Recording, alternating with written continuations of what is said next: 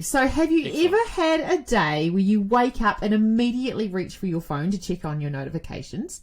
Every then day. You spend the next... Yeah, and then you spend the next hour scrolling through social media feeds and news articles only to realise you've been laying in bed way too long.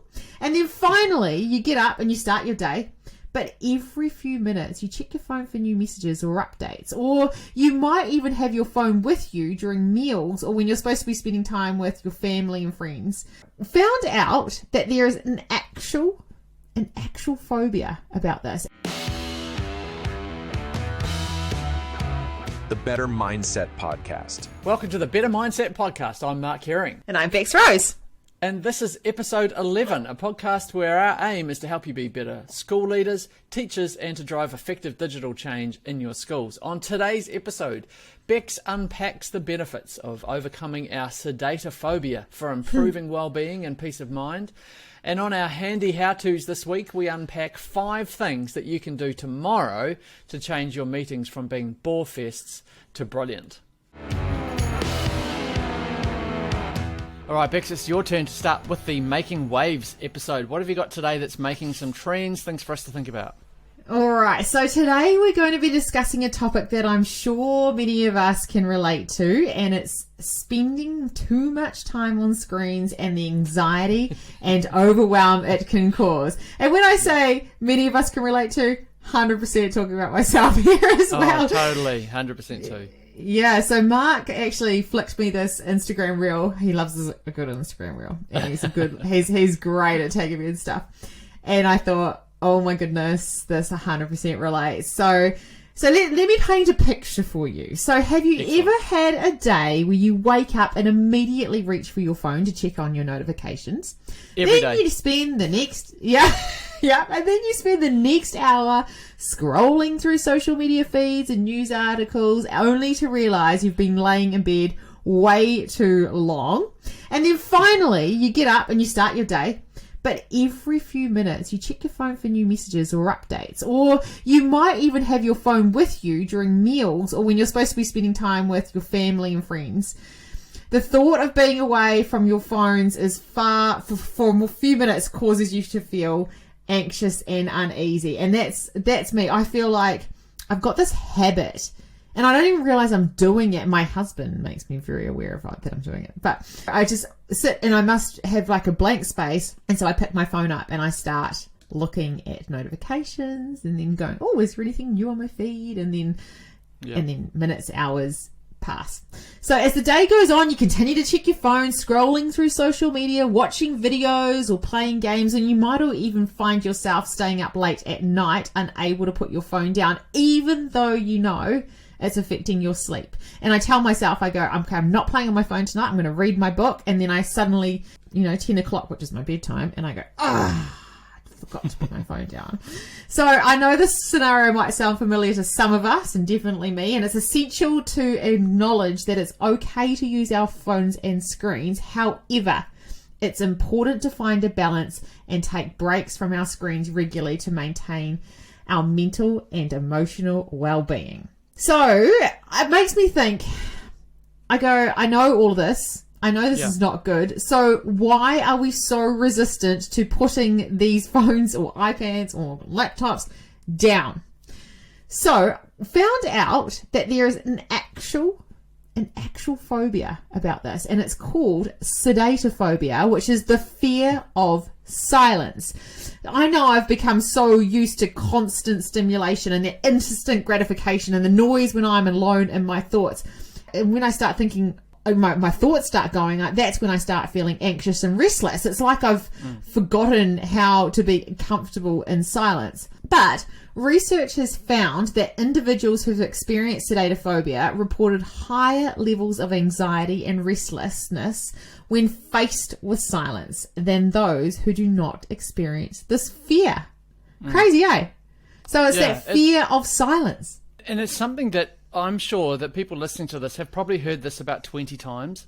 Like it's nothing new. Like everybody is talking about that, and we've all been in situations where you're having a coffee with someone or a group of people, and everybody's got their phones out at particular times, or you put the phone on the table, or It's been going on for a long, long time. I don't think we've actually recognised the anxiety that it's causing. No. Our brains are constantly running. It's like a computer processor on a, in a computer that's just constantly running. It doesn't get any downtime. It doesn't get any defrag time. And then we're looking for ways to relieve ourselves of that anxiety by a quick dopamine hit, but then that's just causing more anxiety, and it's like a spiral that just keeps going down. Totally. And so team that with potentially having this sedatophobia. So I'll talk more about the sedatophobia because it's an actual phenomenon. So there's a study published in the Journal of Health and Psychology found that individuals who experience sedatophobia were more likely to engage in screen time and social media as a way to distract themselves from silence. So I guess you've just got to have that question. What is the why behind this? Why do I keep going back to it? It could be interrelated with the fear of silence, but that could be one of the reasons of why we put our phone down, but there could be another, a vast range. So it might just be it's just difficult to disconnect, or just, that fear of what am I going to miss out on, which is a factor called FOMO. Have you heard of FOMO, Mark? Yeah. I keep up with the teenagers, yeah. Totally. So FOMO, the fear of missing out, and the convenience of entertainment and screens that they give you may also contribute to our screen time habits. So, I honestly only keep up with birthdays from my friends, and hopefully not my families, but my friends through Facebook, because it gets that ping and it goes, it's Mark's birthday today, don't forget to say happy birthday to him. I'm literally scrolling just for that kind of thing, but also what's happening in the Facebook groups and who's complaining about what, or why is that helicopter going around, is that on the Facebook groups, or there's just constant noise. So I think ultimately we need to start being mindful of our screen time habits and find a healthy balance that works for us. So being present and being, the pause, breathe, smile programs that we do with the kids are so important for us as adults too, I think. And I also spoke about it on our imposter syndrome episode, and being present and being mindful. So it's something that we're teaching our kids all the time, and I know that it's a program that's running through many, many schools across the world. But it's just something that I'm just bringing back to the forefront for us as leaders, is taking those moments where you just sit there in silence, and you're breathing and your mindfulness, and it makes such a difference to your day. So, for example, there's more practical tips on reducing this overwhelm that we're trying to help with out there, Mark. I had alarms on my phone when I was sitting in my office at work, when I was a DP, and it would be once every block, and it would be a 5-minute mindfulness headspace app program, and I just sat there and literally just listened to Headspace. I really like the guy's voice on Headspace. I was always like, you picture what he looks like and whatever, and I picture a really good looking man. and he would tell me, sit there and breathe, hands on your belly, that kind of thing. The clarity that I brought from that after having that time to be able to just sit there in my own thoughts and breathe, you actually can't get it anywhere else, and gosh, why do we make this so hard for ourselves? It literally takes 2, 3, 5 minutes, and it makes such a difference to the clarity of your thinking, to your mood. Another way I used to do it, we used to have a little community gym. I lived out in the country, and we didn't have the big flash gyms out our way. So me and a couple of other girls would meet every morning, and instead of scrolling on my phone in the morning, I would get up as soon as my alarm went off and race down because I was so excited to see my girlfriends. And we always started our gym sweat sessions for 10 minutes beforehand doing a mindfulness practice and a bit of journaling. So we would sit there, and we'd be on a little rotation, and one of us would come up with, like a Deepak Chopra, like he has heaps of stuff on Spotify, or like some sort of mindfulness or breathing routine or technique. And we would sit there, and honestly, because I'm a bit of a crazy cat, and I get up and I'm like, la, la, la, la, la, la. I don't know if you've ever noticed that. That's yeah, I have. Kind of like. And afterwards, the girls would be like, "Gosh, you're just so calm." So it was, and it's true. Like you just feel this instant calm. And I would see it with the kids in my class as well. I'd get these year 8 boys, and they were like, whatever, I'm just gonna, I don't want to do this. And I say, look, hey, just give it a crack. And I managed to get through some of them. Afterwards, they were like, I said, how do you feel? And they said, oh, calm. And so that's just, it's just so important to incorporate the silence, incorporate the time for breaks in your day. Yeah, I've started to notice how often I'm just filling in, and I think everybody's like this, everybody knows this, just filling in the gaps with scrolling through something, and I talked in the last episode about how I get a lot of value from social media. So I think sometimes the debate goes, you either chuck it all out and you never go on it and you buy a push button phone that doesn't have any social media, or it's the other way, you just, you don't even think about it and you just go on with your life. But I think there's real value in creating some margin during the day, because I don't want to throw that out, because I get value, but I want to create more margin. And we travel quite a lot, and I often find myself when I'm sitting in an airport, or I'll be waiting for a plane or something, even on the plane, just to be able to sit there and you reach for that instinctive, I'm going to turn some music on, or I'm going to listen to a podcast, I'm going to, we're driving along in the car sometimes. Like yesterday, I drove home from a school. It was about an hour's drive from where I live. I drove for at least 20 minutes, get that with nothing on, like no music, no podcast or anything. And I just thought, and it's amazing when you're in the shower or when I'm walking, and you don't have anything on, the ideas that you get, the clarity you get, the ability to be able to process and unwind, is so amazing. Like it literally has a huge impact on, like you were saying, on the way that your brain works. And it's almost like a dopamine reset. If you're constantly giving yourself a dopamine hit, then it raises that level that your brain is used to up to a certain level, so it just starts to demand it. Whereas if you let it drop for a while and you don't have anything, it's like having a rest from eating.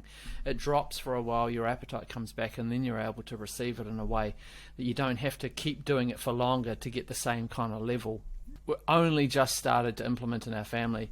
My wife has been on at me about this for probably years.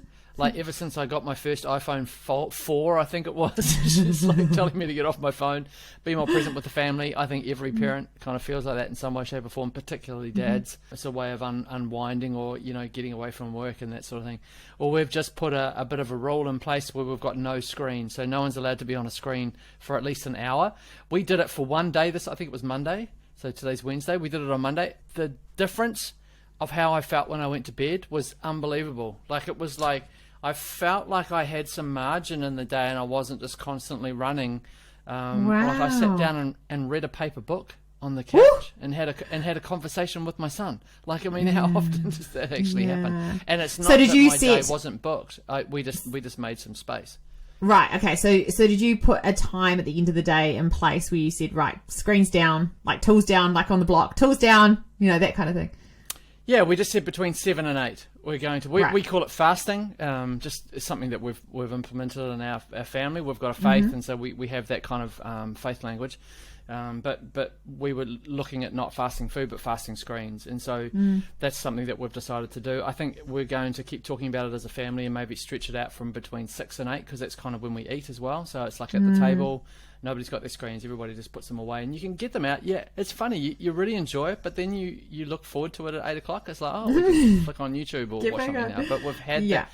It's just giving yourself some margin and some space makes a difference.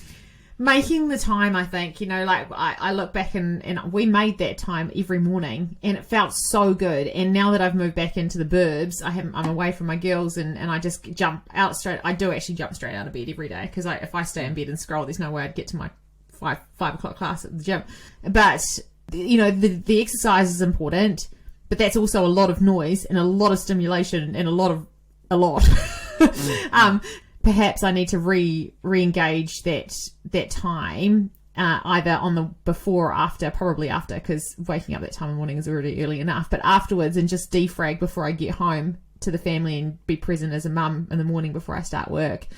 It's those habits again, though, right? It always comes back to habits, doesn't it, Mark? It always comes back to forming these habits that are sustainable and that will end up being something that is just part of your day, and it just makes your day better. So, okay, challenge. So you're going to so you're going to keep up this family no screen time? 6 till 8. 6 till 8, yep. 6 till 8. It's quite a long time. Like- There's dinner, so there's 20 minutes of sitting at the table. So that 20 minutes. That'll make me eat my dinner really slowly, actually. So okay, and I'm going to start trying to get into the habit of spending at least 5 minutes in the morning doing that breathing stuff. And listeners, let us know what you're going to do. We'll keep each other accountable, and let's get some of this silent space, this calm space integrated back into our lives, and like take a bit more control of our screen time habits. Yeah, 100%. And I think what the flow-on effects of that will be for us in the classroom, we'll probably feel like we're much more present for our students. We've got more energy. And also as leaders, we've got that time, having that time to be able to think and just reflect and work on our leadership as opposed to in it. That's what that margin will give us. So, yeah, looking forward to that. Thanks, Bex. All right. Well, Bex, on Handy How-Tos today, I didn't want to tell you what the topic was, so I want to be able to lead into it and just give you a little bit of a heads up and see if you can guess what this is. I've actually got 5 Handy How-Tos for a specific topic. Okay. But the theme that I want to dive into today, we've been talking about, I guess in the last 10 episodes, at least some stage in one of those 10 episodes, we've been talking about well-being. And I think a lot of teachers are in a real, exhausted state. We talk to leaders all the time who are saying, how can we make this professional learning, or how can we make our development plan easy for our teachers, because they're overburdened, they're overloaded, they're exhausted from the last couple of years. And I think there have been an accumulation of things in schools, whether it's reporting or assessment or a whole lot of different things. The bureaucratic accountability and the parent expectations, all of those things that teachers are feeling that are making up a sense of exhaustion. And so we want to give some handy how-tos for probably one of the most important things that drain a teacher, either at the beginning of a day or at the end of a day. There is something that every teacher either dreads or sort of slightly doesn't look forward to or can't wait to be over. What do you think those things are? Oh, look, we're going to keep it PG on the podcast, aren't we? Yeah, okay, cool. I think I know what it is, Mark, and it's that dreaded M word. It's the meetings. Is it the meetings? Absolutely. I think it's sort of the bane of everybody's life, whether you have to run the meeting or whether you have to be in the meeting and listen to it. And especially if you're in a large school, we work with schools that have got 2,000-3,000 students in them. So you can imagine how big those meeting groups can get. So I want to give you 5 how-tos to make your meetings run smoothly, run efficiently, and even you could get to a point where you could have people looking forward to meetings. Because I'm probably a good person to jump into this topic, because I've got a confession to make. I know that everybody around me, when I've worked in schools as a teacher and as a leader, I know that people hate meetings. I kind of look forward to them. I'm that too. I think it's that connection, It's like connection and chatting with people and hearing about their experiences. There's always the, oh my gosh, this is going on for longer than it should. So I'm pumped to hear how to make these better for our hardworking teachers out there. Awesome. All right, so let's go through it. These are things that we've seen in action. These are things that we've picked up along the way, but we want to give you 5 things that you can do as a leader, and to go away and have a talk with other leaders in your school to be able to put some of these things in action. And even if you just put 1 or 2 of these, I think they'll make a real difference to the workload for your staff. So number 1, the first thing to do is to know the kind of meetings that you can run. And this is a big revelation for me, because I was the DP in a school. We ran pretty much the same meeting. It was like a nuts and bolts meeting on a Tuesday morning, and we'd have a staff meeting, and that would be about it. But over a period of time, what schools are realizing is that there's lots of different kinds of meetings that you can run. So there are 4 different types of meetings, really. You can bunch them into these. So number 1 is the quarterly meeting. Often this will involve your leadership team or your key leaders and key influential people. They're often half or full days. You might have them once a quarter or maybe every 6 months. So you have one at the beginning of the term or that sort of thing. And we recommend that those are off-site. So those are the big meetings where you're looking at the big direction where you're going, you're looking at vision, those sort of reflecting on what's just happened and where are we going to next. They say to do those off-site because there's a neurological impact that happens for people to be able to see big picture if they get away from the context that they're in, which is interesting, right? Yeah, that's cool. So it's kind of like each term, and it's a good one to come back and make sure you're still on track with your goals and everything as well, right? Yeah, absolutely. It's strategic kind of yeah. like getting up to about 40,000 feet. If you think metaphorically in a plane. Have you got that dinger? You were going to use that. Oh, I forgot the dinger. Yeah. Totally need the dinger. Please don't make a ding noise with your No. mouth. One of the best things I did when I was the DP at a primary school was we would go away and do a professional learning day, and then we would have off-sites in a cafe. There was this really cool, memorable one I remember going to where there was a cool cafe in Dunedin at the bottom of the South Island in New Zealand, and at the back of the cafe there was a room you could book. Had a nice table, had a whiteboard, and I don't think there was a TV there, but we just used the whiteboard to be able to do some strategic planning. So that's one thing. So number one is the quarterly meeting. Number two, there are strategy meetings that you can put in place. So these are usually monthly. So you're thinking, 1 to 2 hours where you're tracking the progress that you're making, you're looking at the problems that you're overcoming, and you're refining things. So they don't need to be weekly, but they're just slightly longer, maybe once a month. Book some time out for a morning, and like I say, you won't have all of the people in the room for those. They tend to be your leadership strategic planning meetings, or you may pull key people in as you need them. But that's number two, the strategy meeting. Number three, you've got your weekly meetings. Now this is what's kind of known as that staff meeting, and that we want to try and avoid, because it's not, if it can be an email, make it an email, don't make it a meeting.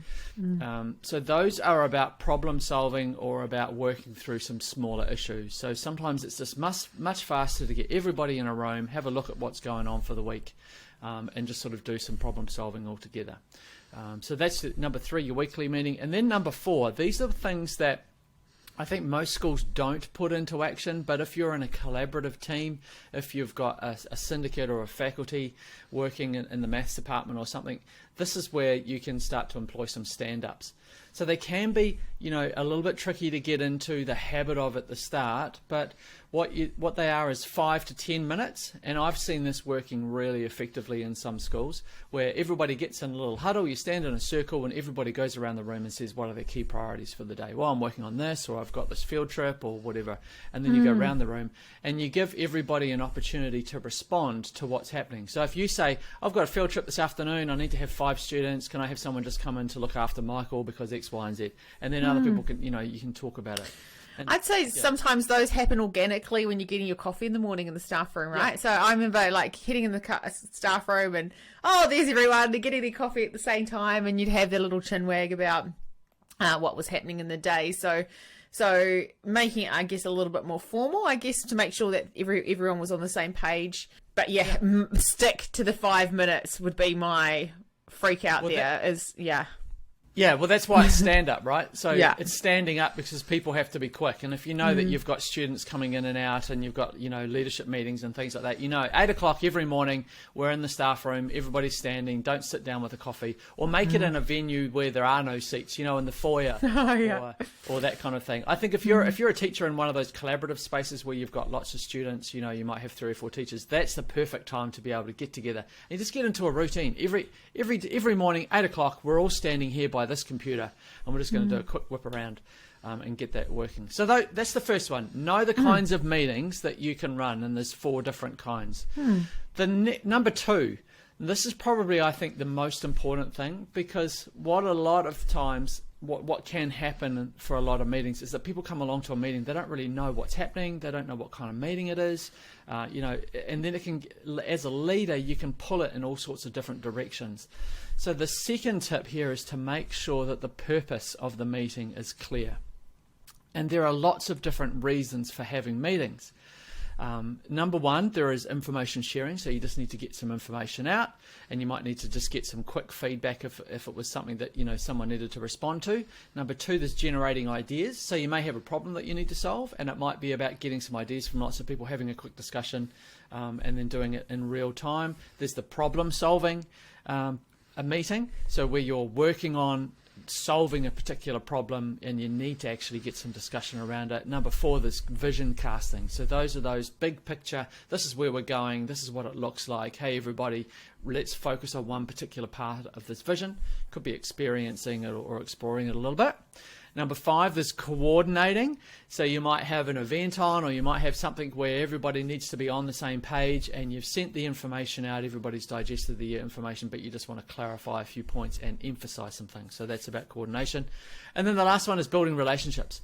So, you want to be able to get people together, get to know each other, those types of things.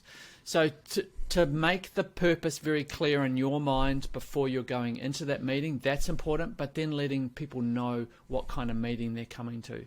So if you were going to say, hey, we're just going to, at our strategy meeting, we've got this problem that we need to solve. We want you to come along. Could you have a think about this? This is what we're going to be talking about. It's going to be an ideas meeting, and we're going to be spinning it off into some, we talk about galvanizing with the working genius. We're going to be getting some organization of people in the right place to be able to get things happening. So I think that's a really good. I think it's a really good tip, and I feel like in the wake of the absolute constant change that we've been going through over the last couple of years, people want to know what's happening. People want to know what's coming up next. People want to know, what they're walking into, and I think it's heightened now after a sense of unknown for such a long time.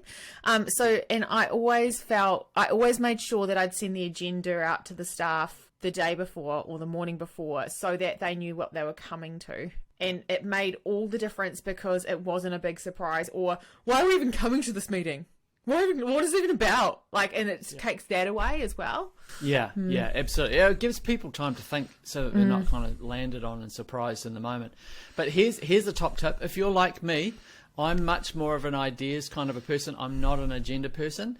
If you're not the type of leader who is very organized with an agenda like that, then find somebody who's your sidekick or someone who works alongside you in that leadership space who can hold you accountable. So what I would do is I would have somebody on my team, if I was back in that space now and doing things a lot better, I would be saying, could you be in charge of the agenda? If we haven't got one, could you come to me and talk about it, and we'll make sure that that's set. So that's just kind of like a little hack to get around your weaknesses, right? So that's that I think is the important thing. The other point I'd make with that, like your point about clarity, that is super important. That came up just last night on the Certified Leader program that we had. One of the questions that I put to people in a breakout room was, what are the main things that you expect from a leader? And that came through a couple of times. A couple of people mentioned the fact that they want clarity from their leadership teams. So Can I just add something in, Mark? I had this ideation session yesterday with Adam, our GM, because times are changing. We know that teachers are really busy. We know we don't want to be keeping them for hours and hours after school at PD meetings or staff meetings. So there's an idea that having like a flipped staff meeting. So I wondered how this would land, and I'd be really interested to hear our listeners' feedback on this, and something that I've dabbled with the staff before, but unfortunately the platform wasn't well executed. So a flipped staff meeting. So if there was something PD-wise that you're having a staff meeting about, sending a 15-minute facilitation session or PD session out via video before the staff meeting occurred, then that deletes that time in the staff meeting time. So you've done it in your own time. You've done it when you've had a space to watch it. You also have the time to absorb it, to understand it, to come up with any questions about it, to have any wonderings about it. So that session, that staff meeting session, is then purely next steps from it, or purely what have we taken out of it and how we're going to implement whatever action it is that's come out of that video or that learning or that understanding. Now, I've done it before. Unfortunately, the videos were boring and they went on for like hours. So it was really hard to get that buy-in from the staff. Yeah. But it's kind of like what we do with the kids. I know I'm going on a tangent here. I'm sorry. But that's good. yeah. So with the kids, I always found like teaching a maths concept in particular, I'd chuck them on, go and have a look at the Khan Academy video or something beforehand. So when they came to my group lesson, they had that prior knowledge and that preconceived idea. So they were ready to go, and I could just consolidate that learning in the group. So I've kind of wondering if that concept can be used in the staff room, the staff meeting sessions. So it could be like, go and watch a video. It's got Nicole, our lead trainer, talking about AI and the efficiencies in your workflow, and it could give a couple of tips on that. Not the whole thing, because you just want little snippets. So it was a snippet on using it within your emails type thing, right? So they go away, watch it, then they come back. They've got all these ideas to then talk about, and it's not a new concept. It's already happened. And then that cuts down the time of having to watch it during the session and cuts down the thinking time because you've already come with those ideas. Yeah, 100%. Well, we actually put that into action a little while ago, and you triggered a memory of mine. When you mentioned Nicole, she's used Flip the Microsoft product to be able yes. to record those short videos that were kind of like an email version of all the information for the week. And I remember I think I was walking to some training in Auckland, and I was standing at the lights, and I was half watching and half listening through my earpods the video that she had. So, I had to walk to be able to get somewhere. I thought, I'll watch the video before the meeting. And it's done. Yeah. That's awesome. So I'd love to hear feedback on that. I reckon it's something that we could do to help, and we're happy to put videos together for people to add to their staff meetings, and takes that pressure off the SLT if they're leading something as well. Yeah, very cool. All right, so that's number 2. So number 1 was know what kinds of meetings. Number 2 was get the purpose clear and make sure that that's really, clear and communicated to your team. Number 3 is let your team opt out. Now, this is a reasonably easy option, but we often don't give people the opportunity to do this. If you've got a meeting where you're problem solving something to do with a camp, and there's people in your junior team that don't need to be there, don't do it at the meeting when everybody is there. Do it at a senior team meeting or a meeting that is related to the people that are in the room. And if they don't need to be there, tell them, hey, look, this is a meeting about X. If you're not involved in that, or even if you're not inclined to like the types of meetings that are involved, then don't come. An example of that would be, I'm not a very detail orientated, so if you want me to map out some details of how something's going to work, don't ask me. But if it's an idea, please don't involve me. But if it's an ideas generating, asking big questions, coming up with ideas, those types of things, that's the kind of meeting that I love to go to. So if I know that a meeting is focused on actually mapping out a plan for something and making sure we've got the people in the right place, and I don't need to be responsible for that, then I won't come to that. But if it's an ideas generating meeting, absolutely, you can sort of make it an opt-in or an opt-out thing. So just giving people that option, I think, is really important. Yeah, I love that. Yeah. Number 4, make the agenda and notes collaborative. Now, for a lot of you listening to this, this is like a given. So the school that I was working in 2012, we made a move around. It was the first school that I worked in. We made a move to Google Cloud, and we were using collaborative docs.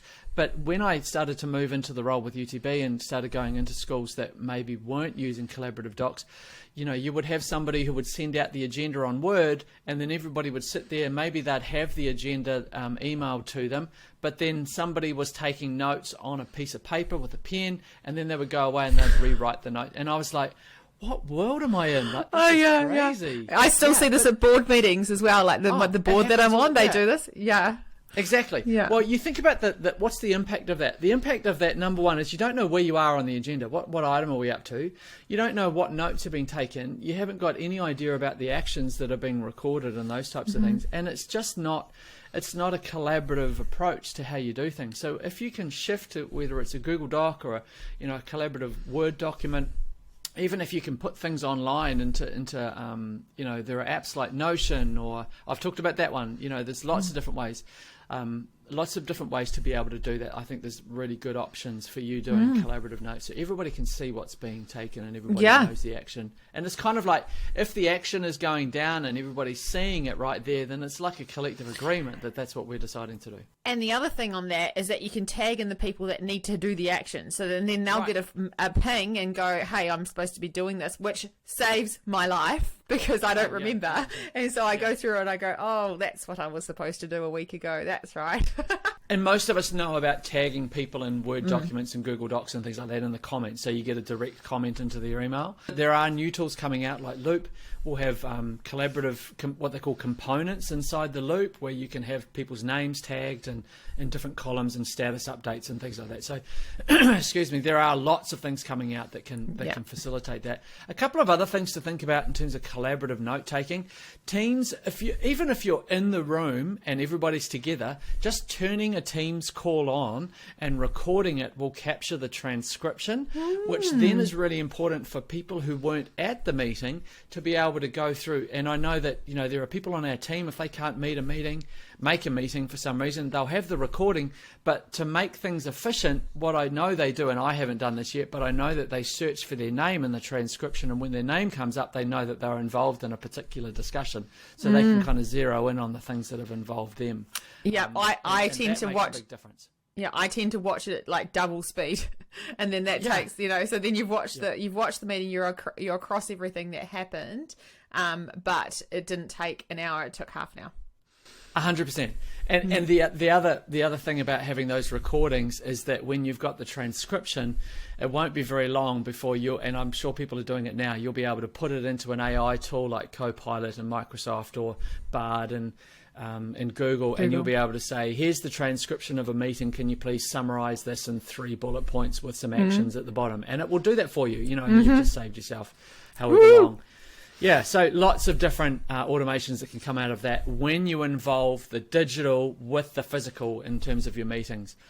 And number 5, we've got to number 5. So cool. Number 1 was know the kind of meetings. Number 2 is make sure the purpose is clear. Number 3, let your team opt out if they don't need to be there. That's a huge one. Number 4, make your agenda collaborative and digital.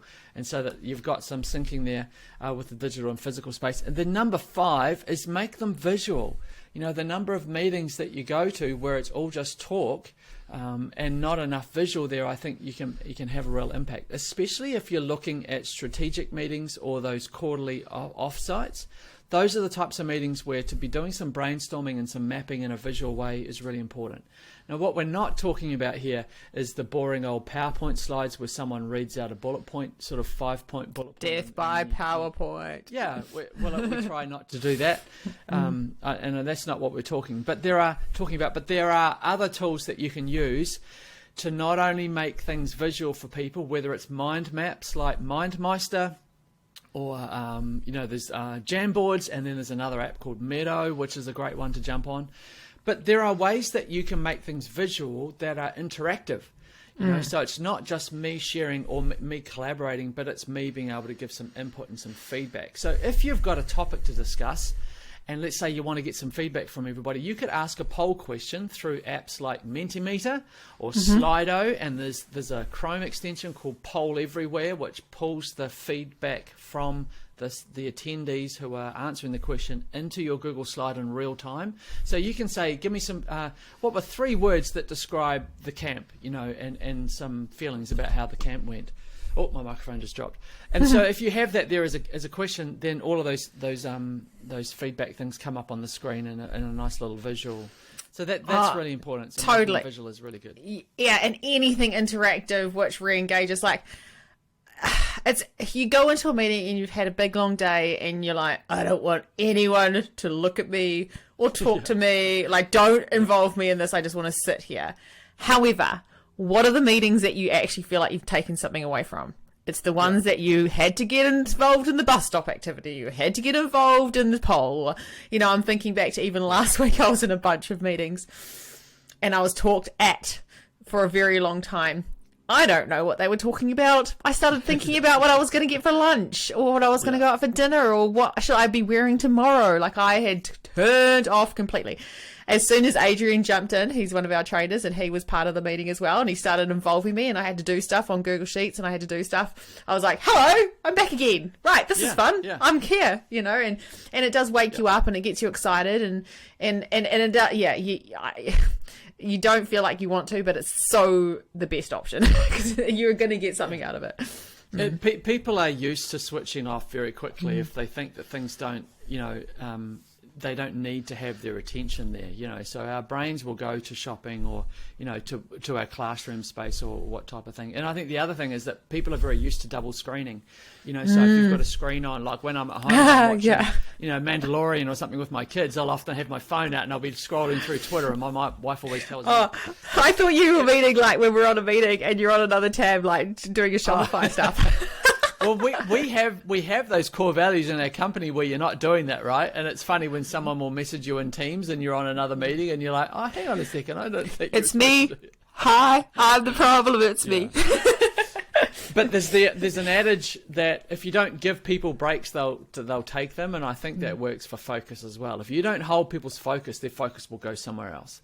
And so to be able to keep them engaged and interacting with the content and what you're doing, that's why we're always, when we're running meetings and workshops, we're always getting people to talk to the person next to you and then getting feedback and, and getting them involved and doing things. So that's really important. So cool tips.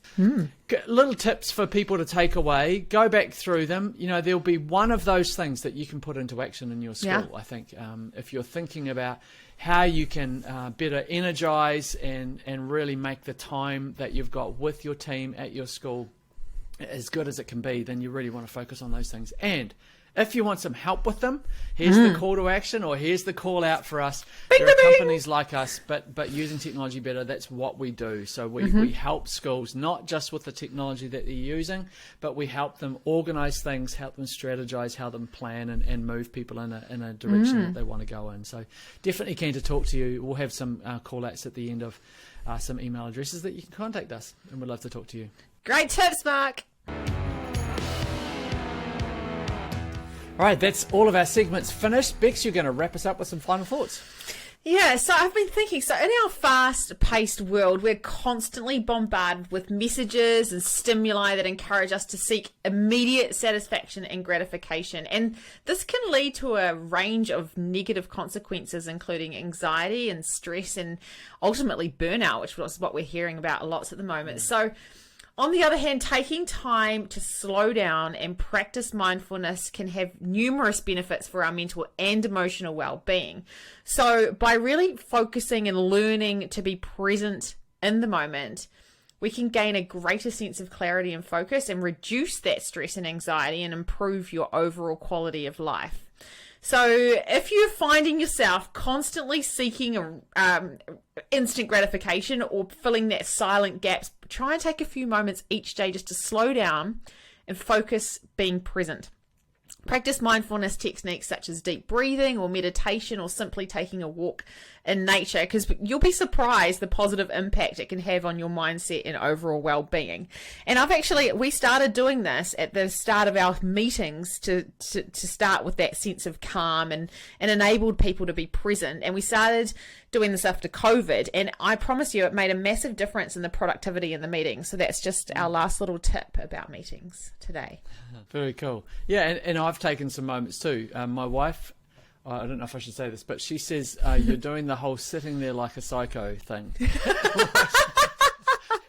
Where I sit there, and I mean that in a positive sense, but it means that I'm looking far off. In fact, behind me on this very couch that you can see in the background if you're watching this on YouTube, yesterday I sat there, put my phone down, had a cup of coffee, and just looked out the window.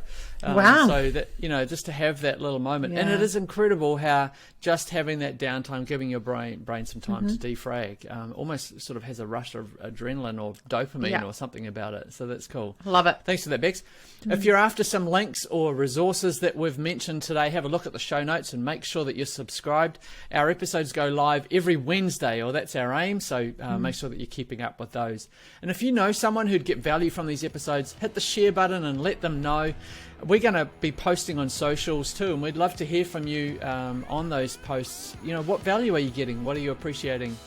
Was there something from this episode that resonated with you that you'd like to share with other people? And lastly, if you've got any questions or anything to share with us, email us at team@usingtechnologybetter. We'd love to hear from you. We'd love to work with you. We'd love to see you in your context and in your school sometime in the future. See you all next week. See ya.